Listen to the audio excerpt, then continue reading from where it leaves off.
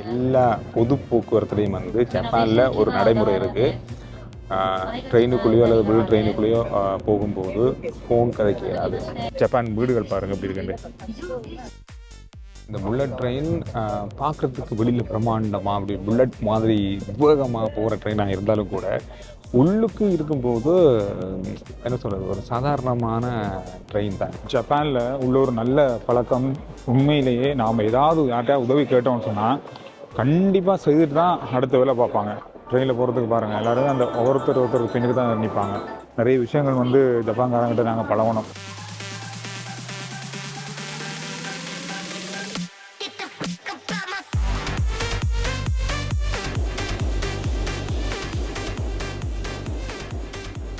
இப்போ நாம் இருக்கிறோம் டோக்கியோ நகரத்தினுடைய ஒரு ரயில்வே ஸ்டேஷன், மெட்ரோ ஸ்டேஷன், அதோட புல்லட் ட்ரெயின். பின்னுக்கு போகிறதே புல்லட் ட்ரெயின் தான். ஜப்பான் காரங்கள் தான் இந்த புல்லட் ட்ரெயினை கண்டுபிடிச்சாங்க. உலகத்திலே முதலாக புல்லட் ட்ரெயின் அறிமுகப்படுத்தினவங்களே ஜப்பான்காரங்க தான். இந்த புல்லட் ட்ரெயினை அறிமுகப்படுத்தினவங்களுடைய புல்லட் ட்ரெயினில் நாம் இப்போ பயணம் செய்ய போகிறோம். கிட்டத்தட்ட 3 மணித்தியாலம் 9:40க்கு நமக்கு புல்லட் ட்ரெயின் ஆரம்பிக்குது. இங்கேருந்து டோக்கியோலேருந்து ஒசாகாவுக்கு போகிறோம். ஒசாகாக்கான பயணத்தில் என்னென்ன விஷயங்கள் இருக்க போகுது, இந்த பயணம் எப்படி இருக்க போகுது, புல்லட் ட்ரெயினை கண்டுபிடிச்சவங்களுடைய புல்லட் ட்ரெயின் எப்படி இருக்குது, இந்த மாதிரியான பல விஷயங்கள் பார்க்க போகிறோம். இந்த வந்து கொண்டிருக்குன்னு நினைக்கிறேன். சரியாக வருது நேரம். 9:38க்கு வந்திருக்கு. 9:40க்கு நமக்கு ட்ரெயின்.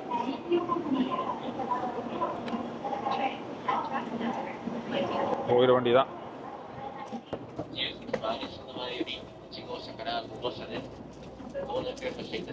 ஓகே, ஒரு மாதிரி சீட்டை கண்டுபிடிச்சி இருந்தாச்சு. பெரிய கஷ்டம் இல்லை. சரியாக அந்த கேட்டுக்கு நேரம் நாங்கள் ஏறிட்டோம். அதில் எல்லாமே போட்டிருப்பாங்க. 14ஆம் நம்பர் கேட்டு, 12A சீட் என்ன நம்பர் போட்டிருப்பாங்க. நாங்கள் வேறு அது கேட்டுக்குள்ளால் ஏறிட்டோம்னா தான் அங்கேருந்து பொட்டி பொட்டியாக உருட்டி கொண்டு வரணும். சரியான இடத்துல ஏறிட்டோம்னா இந்த பிரச்சனையும் இல்லை, ஈஸி தான். இது வந்து நான் முதல் நாள் எனக்கு தெரியாது. அதுக்கு பிறகு தான் இந்த வட்டமாக போட்டு காட்டினாங்க. இந்த கேட்டில் இருங்க, இந்த கேட்டில் இருங்க. அதில் காட்டும்போதே, டிக்கெட்டை காட்டும்போதே சொல்லுவாங்க, இந்த பிளாட்ஃபார்மில் இத்தனை நம்பர் கேட்டில் நீங்கள் ஏறினீங்கன்னா தான் உங்களுடைய சீட்டுக்குள்ளே போய் சேரலாம் அப்படின்னு சொல்லுவாங்க. அந்த மாதிரி நாம் சரியாக கண்டுபிடிச்சிட்டோம்னா எல்லா ட்ரெயினுக்கும் ஒரே மாதிரி தான். இதில் எந்த மாற்றமும் இல்லை. புல்லட் ட்ரெயினாக இருந்தால், நார்மல் ட்ரெயினாக இருந்தால் எல்லாத்துக்கும் அந்த மாதிரி ஒரு சிஸ்டம் வச்சுக்காங்க, அந்த கேட்டில் ஏறுற மாதிரி. இப்போ தான் நாங்கள் வந்து ஜப்பானுடைய ஒவ்வொரு நகரத்தை கடந்து போகிறோம் ட்ரெயினில். அன்றைக்கு வந்து முதல் நாள் வரும்போது இரவு நேரத்தில் வந்தபடியாக எனக்கு ஒன்றுமே தெரியல. அப்பவும் நரிட்டா ஏர்போர்ட்லேருந்து ஒசாகா வரதுக்கு கிட்டத்தட்ட 1.5 மணி நேரம் புல்லட் ட்ரெயின் தான் வந்தேன். ஆனால் ஒன்றுமே தெரியலை, எல்லாம் இருட்டாக இருந்தபடியா. இந்த பக்கம் பாருங்கள் எப்படி இருக்குது பில்டிங்கெல்லாம் வந்து. ஜப்பான் வீடுகள் பாருங்கள் எப்படி இருக்குண்டு. நல்லா அழகாக இருக்குது. கூரைகள்லாம் வந்து அந்த பளபளன்னு அந்த தகர மாதிரி தான் போட்டிருக்காங்க. இன்னொரு விஷயம் இருக்குது, நம்ம நாட்டில் ட்ரெயினில் போகிறதுக்கும் இங்கே ட்ரெயினில் போகிறதுக்கும், இது புல்லட் ட்ரெயினில் மட்டும் இல்லை, எல்லா பொது போக்குவரத்துலேயும் வந்து ஜப்பானில் ஒரு நடைமுறை இருக்குது. ட்ரெயினுக்குள்ளேயோ அல்லது புல்லட் ட்ரெயினுக்குள்ளேயோ போகும்போது ஃபோன் கதைக்க இயலாது. ஃபோன் எந்த விதத்துலையும் கதைக்க இயலாது. அப்படி அவசரமான எதுவும் கால் வந்துச்சுன்னு சொன்னால் என்ன செய்வாங்கன்னா, இப்போ அடுத்து வர ஸ்டேஷனில் இறங்கிட்டு அந்த ஸ்டேஷன் கழிச்சு முடிச்சுட்டு அடுத்த ட்ரெயினில் போவாங்க. இப்படி தான் ஒரு நடைமுறை இருக்குது. காரணம்னா இங்கே ஒவ்வொரு நிமிஷத்துக்கு ஒருக்கா ட்ரெயின் அந்த ரூட்டில் போய் கொண்டிருக்கிறதால அந்த ஒரு பிரச்சனை இருக்காது அவங்களுக்கு. இப்போ இறங்கிட்டு அடுத்த ட்ரெயினில் கூட வரலாம். இப்போ நம்மளை மாதிரி தூர பிரதேசங்களுக்கு போகிறவங்களுக்கு தான் அந்த டைம் கொஞ்சம் 10 நிமிஷம் 15 நிமிஷம் இந்த மொழியை. மற்றபடி அப்படி கூட நாம் ஏறி போகக்கூடியதாக இருக்கும். ஆனால் இங்கே ஃபோன் கதைக்கிறது அப்படின்றது இப்போ முற்று முழுதாக தடை செய்யப்பட்ட ஒரு விஷயம்.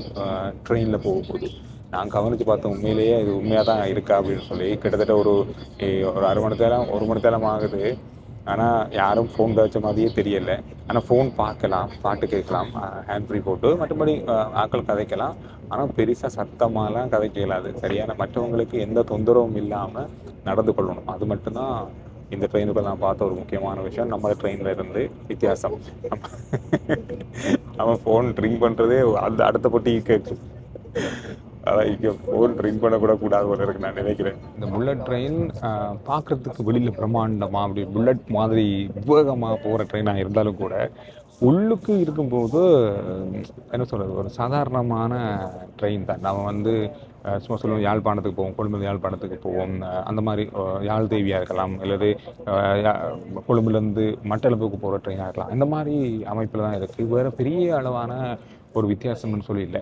சீட்டெல்லாம் அதே மாதிரி தான் இருக்குது. லக்கேஜ் வைக்கிறதுக்கு தனியாக இடம் இருக்குது. மேலேயும் வைக்கக்கூடிய மாதிரி இருக்குது. எல்லாமே சாதாரணமானது தான். கால் வைக்கிற இடம் கொஞ்சம் கூட இருக்குது. மற்றபடி இதில் வளமையாக இருக்கிற மாதிரி தான், ஆனால் கொஞ்சம் நல்லா ஸ்ட்ராங்காக இருக்குது. ஆடாது, பெரிய லேப்டாப் வச்சு வேலை செய்யக்கூடிய மாதிரி இருக்குது.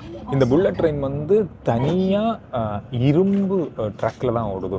1964ஆம் ஆண்டு ஆரம்பிக்கப்பட்ட இந்த ரயில் சேவை, முதலாவது ரயில் சேவை ஆரம்பிக்கப்பட்ட பொழுது 550 கிலோமீட்டர் தூரத்துக்கு தான் ஆரம்பிக்கப்பட்டிருக்காங்க. இப்போ 2600 கிலோமீட்டர் தூரங்கள் பயணிக்கக்கூடிய வகையில் இந்த ரயில் சேவை இருக்குது. இந்த ரயில் சேவை வந்து 280, 300, 380 வேகத்தில் கூட செல்லக்கூடிய அளவில் மிக பிரம்மாண்டமான இடங்களை கடந்து செல்லக்கூடிய, மிகப்பெரிய தூரங்களை மணித்தியால கணக்கில் கடந்து செல்லக்கூடிய அளவில் இந்த ரயிலை ஜப்பான் மக்கள் பயன்படுத்துகிற அளவில் ஜப்பான் இந்த ரயில் சேவை இருக்குது. ஓகே, இறங்கியாச்சு. குளிர் அங்கத்தை விட, டோக்கியோவோட கொஞ்சம் கூட தான் இருக்குது குளிர். நேரம் இப்போ பகல் 12 மணி 30 நிமிஷம் ஆயிருக்கு. எல்லா ரயில்வே ஸ்டேஷனும் இப்படி தான் இருக்குது.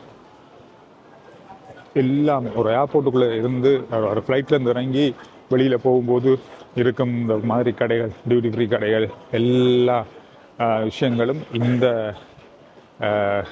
ரயில்வே ஸ்டேஷன், அதாவது இந்த புல்லட் ட்ரெயின் ஸ்டேஷனில் இருக்குது. ஜப்பான் வந்து கிட்டத்தட்ட சொல்லப்போனால் 7000 தீவுகளை கொண்டது தான் ஜப்பானிய நாடு. நம்ம இருக்கிற இதுவும் ஒரு தீவு தான். ஆனால் இந்த இடங்களுக்குள்ள நம்ம இடங்களை கண்டுபிடிச்சி ஒவ்வொரு நகரங்களுக்கு போகிறதுன்றது அவ்வளோ ஈஸியான வேலை இல்லை. ஒரு கார்லேயோ அல்லது ஒரு டாக்ஸிலேயோ அல்லது நாம் ஒரு பஸ்லேயே போகிறதெல்லாம் சாத்தியமே இல்லாத ஒரு விஷயம். இந்த புல்லட் ட்ரெயின் மட்டும் ஜப்பானில் இல்லைன்னு சொன்னால் பல இடங்களுக்கு ஜப்பானிய மக்களாலே போக முடியாது. அந்தளவுக்கு மிகப்பெரிய நீண்ட தூர இடைவெளி கொண்டது இந்த ஜப்பானிய நகரங்கள். ஒவ்வொன்றுக்கும் புல்லட் ட்ரெயின்லேயே 2 மணித்தியாலம் 3 மணித்தியாலம்டா பாருங்கள். ஒரு மணித்தியாலத்துக்கு புல்லட் ட்ரெயின் 300-320 கிலோமீட்டர் தூரம் போகும். ஜப்பானில் உள்ள ஒரு நல்ல பழக்கம், உண்மையிலேயே நாம் ஏதாவது யார்கிட்ட உதவி கேட்டோம்னு சொன்னால் கண்டிப்பாக செய்துட்டு தான் அடுத்த வேலை பார்ப்பாங்க. நான் ஒரு ஆள்கிட்ட எப்படி போகணும் அப்படின்னு சொல்லி கேட்டேன். உடனே அவரை கூட்டிக் கொண்டு இந்த இடத்துக்கு வராரு. பாருங்க, அவரே முன்னுக்கு போயிட்டு டிக்கெட் எடுக்கிறதுக்கு நிற்கிறாரு. This area's name is Umeda. Umeda, okay. இந்த ஏரியாவோட பேர் உமேதா. இதுவும் பெரிய ஏரியா தான். ஜப்பானே பெரிய ஏரியா. இதில் வர பெரிய ஏரியா சின்ன ஏரியான்னு பார்க்கல. பாவம் மனுஷன்.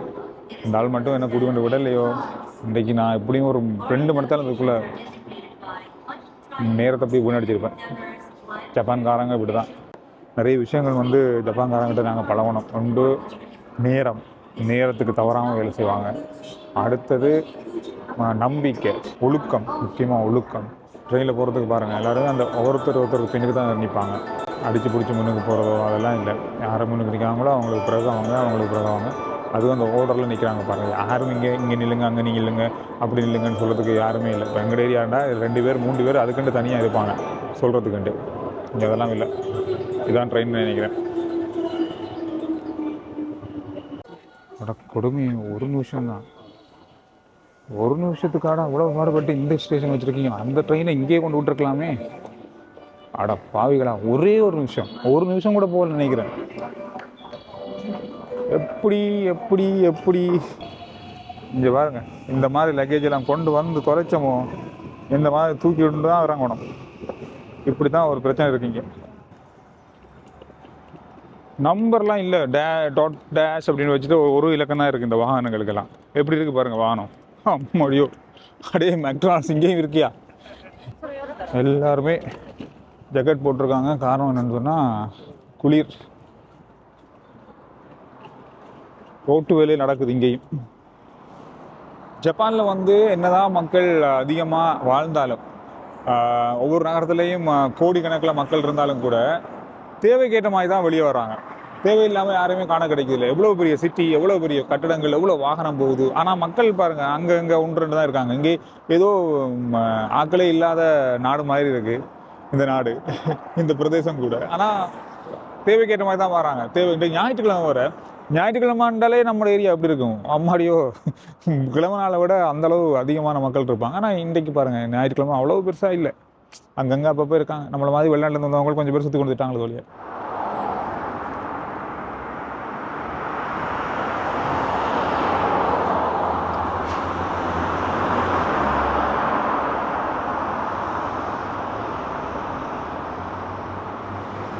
இந்த பாருங்கள், ஒரு சின்ன நார்மல் ஏரியா தான்.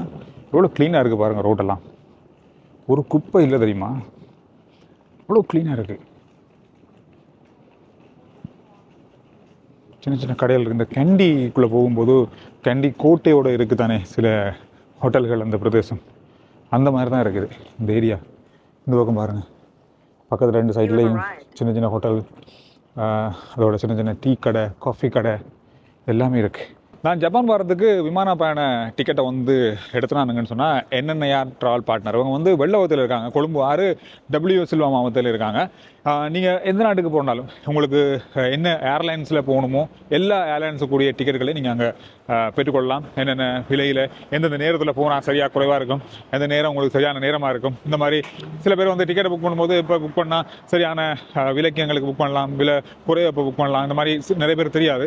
இதெல்லாமே வந்து நீங்கள் அவங்கள்ட்ட கேட்டுட்டு அந்தந்த நேரத்துக்கு ஏற்ற மாதிரி உங்களுக்கு தேவைக்கேற்ற மாதிரி எந்தெந்த நாட்டுக்கு போகணுமோ, எந்தெந்த ஏர்லைன்ஸில் போகணுமோ நீங்கள் NNIR ட்ராவல் பார்ட்னரை தொடர்பு கொண்டு பெற்றுக்கொள்ளக்கூடியதாக இருக்குது. நேராகவும் போகலாம். அவங்க தொடர்பு கொள்ளக்கூடிய தகவல்கள், தொலைபேசி இலக்கம், அட்ரஸ் எல்லாமே டிஸ்கிரிப்ஷனில் தரேன், பயன்படுத்துங்க வெளிநாடு போகும்போது. இதுதான் 4 நாள் நாம் தங்க போகிற ரூம். ஓகே, இதுக்கு லொக்கர்லாம் இருக்குது, லைட், கண்ணாடி, சின்ன இது இருக்குது. ஆனால் அதை விட கொஞ்சம் நீளமான ரூம் இது. நீளமான ரூம், அகலமாகவும் இருக்குது. அது சின்னது, இதை விட குளுகுலன்னு இருக்குது. ஏசி வெளியில் நான் குளிர் வர நல்லா தான் இருக்குது. நல்லா க்ளீனாக இருக்கும் இங்கே எல்லாமே. அதான் இங்கே இருக்குது. இங்கே நேராக பெட்டியாக ஒவ்வொன்று இருக்குது. நல்ல காலம் அங்கேயும் நமக்கு கீழே தான் கிடச்சது, இங்கேயும் கீழே கிடச்சி ஏறி போக வேண்டிய அவசியம் இல்லை. இது வந்து என்ன தான் காஸ்ட்டாக இருந்தாலும் இங்கே வந்து ஃப்ரிட்ஜ் இருக்குது, வாஷிங் மிஷின் இருக்குது, இங்கே வந்து ஒரு கிச்சன் மாதிரி இருக்குது. நீங்கள் தேவையான மாதிரி உங்களுக்கு வெளியில் சாப்பாடு வாங்கி கொண்டு கொஞ்சம் சின்னதாக நீங்கள் சமைச்சு, அதாவது நூடுல்ஸோ அல்லது வேறு ஏதாவது உடனே செய்து சாப்பிடக்கூடிய மாதிரி பொருட்கள் வாங்கி கொண்டு நீங்கள் சமைச்சு சாப்பிட்லாம். தேவையானா டீ, காஃபி உங்களுக்கு தேவையான மாதிரி போட்டுக்கலாம். இங்கே எல்லா கப்பும் வச்சுருக்காங்க, நல்லாயிருக்கு, நல்லா க்ளீனாக வச்சுருக்காங்க. அதோட இதில் வந்து வேலை செய்யக்கூடிய மாதிரி, இதில் வந்து நீங்கள் லேப்டாப்போ இல்லாது ஏதாவது நீங்கள் டைமை இங்கே வந்து ஃபோன் கதைக்கிறதோ எல்லாமே இதிலேருந்து செய்யக்கூடியதாக இருக்கும். சமைக்கக்கூடிய மாதிரி எல்லாம் வச்சுருக்காங்க பாருங்கள், எல்லாமே இருக்குது. ஒரு நல்லா இருக்குது, நல்ல சுத்தமாக இருக்குது. இந்த பக்கம் ஓய்வு எடுக்கிறதுக்கான இடங்கள்லாம் வச்சுருக்காங்க. இது நம்ம லேப்டாப், இதில் நான் வீடியோ எடிட் பண்ணுறதுக்கு இந்த டிவியில் பயன்படுத்துகிறேன். கேம் விளையாடுறவங்களுக்கும் இங்கே ஒரு மானிட்டர் வச்சுருக்காங்க, நல்லா தான் இருக்குது பாருங்கள். ஒரு பெரிய ஹால், அங்கே தூங்குறது மட்டும்தான் அந்த பெட்டிக்குள்ளே, மற்றபடி நேரத்தை இங்கே செலவழிக்கலாம். எப்படியுமே நாங்கள் வந்து வெளியிலானே போக போகிறோம், அதனால் பிரச்சனை இல்லை. ஆனால் இந்த ஹாஸ்டல் வந்து booking.comல இருக்குது. நான் வந்து லிங்க்கை ஒன்றா டிஸ்கிரிப்ஷனில் தரேன். ஜப்பான் வரும்போது இந்த மாதிரியான இடங்களில் தங்கி பார்க்கலாம். அதாவது செலவும் குறைவாக இருக்கும், மற்றது நமக்கு ஈஸியாகவும் இருக்கும். வெளியில் அடிக்கடி போகிறோம், நமக்கு எந்த நாளும் ஹோட்டலில் நிற்க மாட்டோம் தானே, அதனால் இந்த மாதிரி இடங்களை பயன்படுத்தலாம். ஜப்பானில் இது வந்து பிரபலமான ஒரு விஷயம். இந்த சின்ன சின்ன குட்டி குட்டியாக இருக்கிற அந்த கேப்சூல் அப்படின்னு சொல்லக்கூடிய இந்த ரெஸ்டாரண்ட்டில் இந்த ஹாஸ்டல்கள் நீங்கள் வரும்போது பயன்படுத்துங்க. ஓகே, இந்த வீடியோ நான் இதோட முடிக்கிறேன். ஜப்பான் பயணம் பற்றிய அடுத்தடுத்த வீடியோக்களும் இன்னும் வித்தியாசமாக வரும்னு நான் நம்புகிறேன். RG Chandru vlog YouTube channel, RG Menaka Facebook page, எல்லாத்தையும் ஃபாலோ பண்ணுங்கள். நன்றி, வணக்கம்.